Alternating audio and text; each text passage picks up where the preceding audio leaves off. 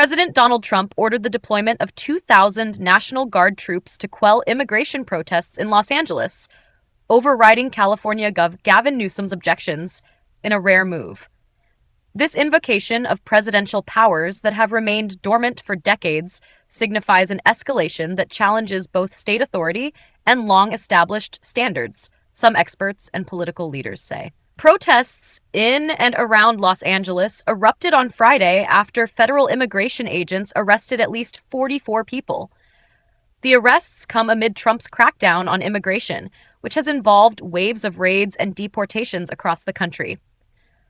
Law enforcement used tear gas and flashbang grenades in an effort to disperse protesters over the weekend, but Trump said local officials had failed to deal with the unrest and the federal government would solve the problem. Riots and looters, the way it should be solved, he wrote in a post on his Truth Social platform. Trump signed a presidential memorandum deploying the National Guard to Los Angeles under Title 10 of the United States Code to temporarily protect ICE and other United States government personnel who are performing federal functions, as well as federal property. He announced in a memo to the Attorney General and the Secretaries of Defense and Homeland Security Saturday. Title 10 allows the president to deploy the National Guard as necessary to repel invasion, suppress rebellion, or execute laws, which means the National Guard reports to the president rather than the governor. Trump's federalization of National Guard troops marks the first time a U.S. chief executive has used such power since 1992, when the Los Angeles riots erupted after 4 white police officers were acquitted in the beating of black motorist Rodney King. Dozens of people were killed, thousands injured, and thousands were arrested during several days of rioting in Los Angeles. Property damage was estimated at more than $1 billion in one of the worst civil disturbances in U.S. history. However, the deployment ordered by then-President George H.W. Bush, a Republican, occurred at the request of then-California Governor Pete Wilson, another Republican. It is rare for a president to act without a governor's cooperation or request. In this case, Democrat Newsom has explicitly opposed Trump's deployment order. That move is purposefully inflammatory and will only escalate tensions, Newsom said on X Saturday. This is the wrong mission and will erode public trust. Trump earlier Sunday on Truth Social praised National Guard troops he greenlit to quash ongoing immigration protests in Southern California for doing a great job, despite no evidence the troops were yet on the ground. Minutes after Trump posted on Truth Social, LA Mayor Karen Bass said on X, "Just to be clear, the National Guard has not been deployed in the city of Los Angeles." About 300 members of the National Guard arrived in Los Angeles later Sunday morning, following 2 consecutive days of protests over immigration enforcement action. Izzy Gardon, communications director for Newsom, told CNN in an email Sunday. The League of United Latin American Citizens condemned Trump's order, saying the move marks a deeply troubling escalation in the administration's approach to immigration and civilian reaction to the use of military-style tactics. Democratic Rep. Nanette Barragan of California agreed. "We haven't asked for the help. We don't need the help. This is him escalating it, causing tensions to rise. It's only going to make things worse in a situation where people are already angry over immigration enforcement," said Barragan, who represents the city of Paramount, where troops have been deployed. On Sunday afternoon, aerial footage showed masses of demonstrators blocking lanes in both directions of a Los Angeles freeway, disrupting traffic. Bass said at a Sunday evening news conference, hundreds of people managed to reach the freeway with thousands more occupying the streets nearby. Protesters took to the streets near an initial protest site at the Metropolitan Detention Center after the Los Angeles Police Department declared the gathering unlawful. The California Highway Patrol said in a post on X, some people were arrested as authorities worked to reopen the freeway. A look at federalizations. Other federal mobilizations of the National Guard since World War II were made to support enforcement of the expansion of civil rights and ensure public order during the desegregation of Central High School in Little Rock, Arkansas in 1957, the University of Mississippi in 1962, and the University of Alabama and Alabama's public schools in 1963, according to the National Guard's website. Guard units also came under federal control in 1967 to restore public order during the Detroit riots. In 1968, following the assassination of civil rights icon Dr. Martin Luther King Jr., and in 1970 during the New York postal strike, according to the National Guard. Congress first authorized presidential mobilization of state militias in 1792 to help repel foreign invasions and suppress domestic insurrections, the Guard's website says. The biggest ever federalization of state militias was made by President Abraham Lincoln when he called up 75,000 troops to fight the Confederacy and later support Reconstruction. After that, no president federalized state militias to prevent or quell civil disturbances until the 1957 Little Rock action, according to the website. What makes this situation different from most past federalizations? To start, the deployment came without a request from the state's governor. The last time this happened was 1965, according to Elizabeth Goitein, co-director of the Liberty and National Security Program at the Brennan Center for Justice, a progressive policy institute. President Lyndon B. Johnson federalized National Guard troops to protect civil rights demonstrators in Alabama that year. Protesters who set out from Selma were protected by over 3,000 National Guard troops, according to the National Archives. The protest march, the third attempt after previous marches were met with violence from state troopers, was led by Martin Luther King Jr., and thousands of protesters walked to the state capitol in Montgomery, where they delivered a voting rights petition to the governor. Goitein described Trump's deployment as extremely rare in an interview with CNN's Jim Sciutto. She noted Johnson invoked the Insurrection Act, a move Trump hasn't taken yet. Asked Sunday whether he was prepared to invoke the law, Trump told reporters in New Jersey it depends whether or not there is an insurrection. Deployment ordered without a major crisis, expert says. Historically, presidents have federalized National Guard deployment when requested by a governor whose resources are overwhelmed, such as during the LA riots or the aftermath of Hurricane Katrina in Louisiana, or when a governor defies a court order, such as the Little Rock desegregation case, when President Dwight Eisenhower federalized the National Guard to support the Supreme Court's Brown v.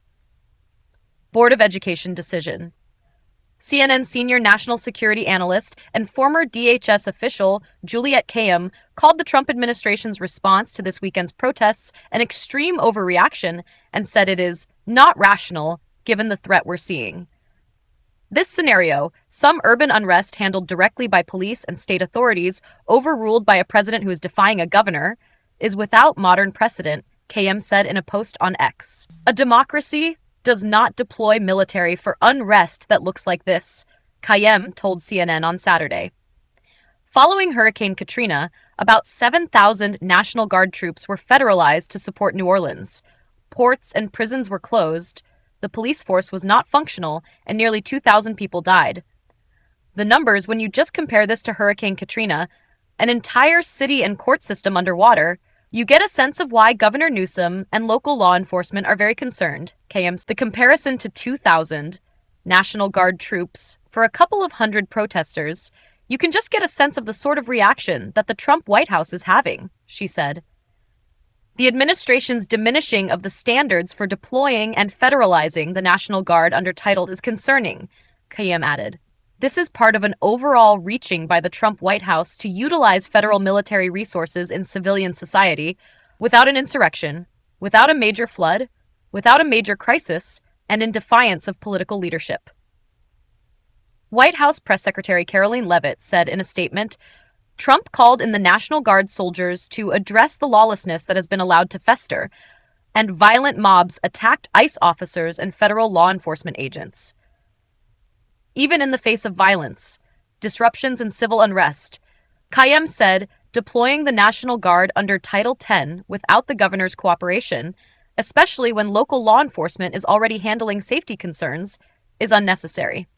A car on fire, some unrest, people arrested, those are things that we have seen in our society for a long time. They're not unique, and that is why we have law enforcement, Kayyem said. If they don't know how to deal with it, they then ask for state resources, and if the state resources are overwhelmed, then the state generally turns to the federal government. In nearby Compton, a vehicle was set on fire where protesters began to gather Saturday, Video from CNN affiliate KABC showed. On Friday, video showed several projectiles being thrown at officers equipped with body armor and protective shields outside a Los Angeles federal detention center. Elsewhere in Los Angeles County, a crowd of protesters in Paramount became increasingly agitated, throwing objects and exhibiting violent behavior toward federal agents and deputy sheriffs. The Los Angeles Sheriff's Department said in an advisory Saturday night. In response, the department requested extra resources countywide and deployed additional deputies. LA authorities are able to access law enforcement assistance at a moment's notice. We are in close coordination with the city and county, and there is currently no unmet need, Newsom said in a post on X Saturday night. Trump is sending 2,000 National Guard troops into LA County, not to meet an unmet need, but to manufacture a crisis, Newsom said in another post Sunday. Officials from the Trump administration described protesters as lawless rioters. The Los Angeles Police Department, meanwhile, said Saturday's demonstrations within the city remained peaceful, and events concluded without incident. When asked about the LA County Sheriff's Department describing protesters as exhibiting violent behavior, Congresswoman Barragan said the violence was not coming from anti-immigration protesters. The sheriff told me the situation in Paramount was under control. The people that were peacefully protesting have left. The situation was now across the street into the Compton area, and these were the unruly folks. That Saturday night crowd. The people that were there to actually protest immigration were gone, Barragan said. We agree that if you're being violent, you should be arrested, you should be prosecuted, she added. Deployment may increase risk of violence. Because Trump's deployment of the National Guard has occurred in defiance of the governor's request, KM predicts there is a higher likelihood the move will incite conflict. Our federalized troops are trained to do something, and that something is the use of force.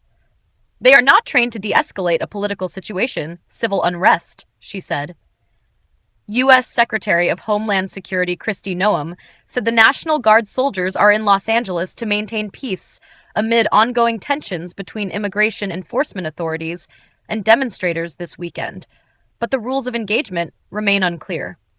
Asked about the rules of engagement by reporters Sunday, Trump said simply, "We'll see what happens." Although Noem said the soldiers are there to provide security for operations and to make sure that we have peaceful protests, she did not provide specifics about their activities on the ground. Kayem said if the troops also lack clarity of mission, problems can arise. Without a definitive mission statement and without rules of engagement, there will be mistakes. And those mistakes will not only potentially harm civilians, they will also potentially harm other law enforcement, Kayem said.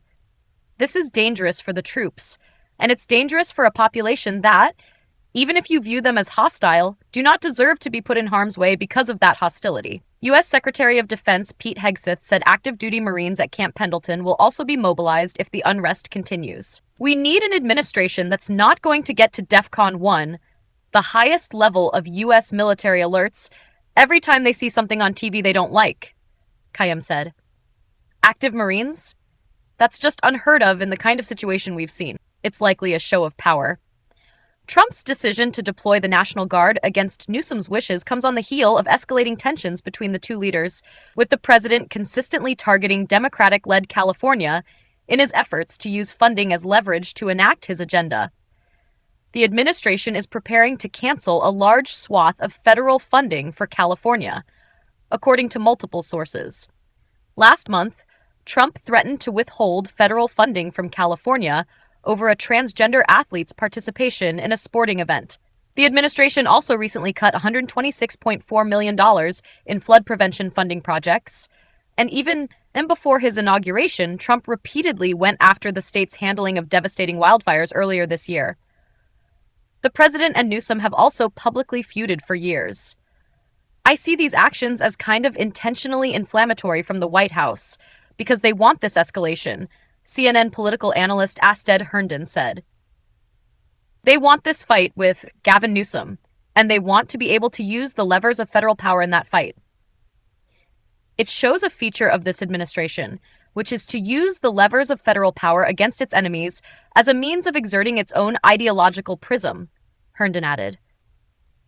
Newsom signed laws in February designating $50 million to help defend immigrants from the president's mass deportation plans and to protect state policies from challenges by Trump's administration. Southern California has historically been a beacon of support for immigrants, says Juan Jose Gutierrez, director of the Full Rights for Immigrants Coalition. He argues Trump is targeting Los Angeles to use it as an example that there can be no resistance to his aggressive deportation agenda. Los Angeles is the epicenter of resistance and the work of all of American society, Gutierrez said, adding, "We are not illegals, we are not terrorists, we are workers." Human rights advocacy organization Amnesty International criticized the dangerous deployment of National Guard troops, which the executive director says is to target and punish those who speak out in defense of human rights. This is not about protecting communities, the organization's executive director, Paul O'Brien, said in a statement. This is about crushing dissent and instilling fear.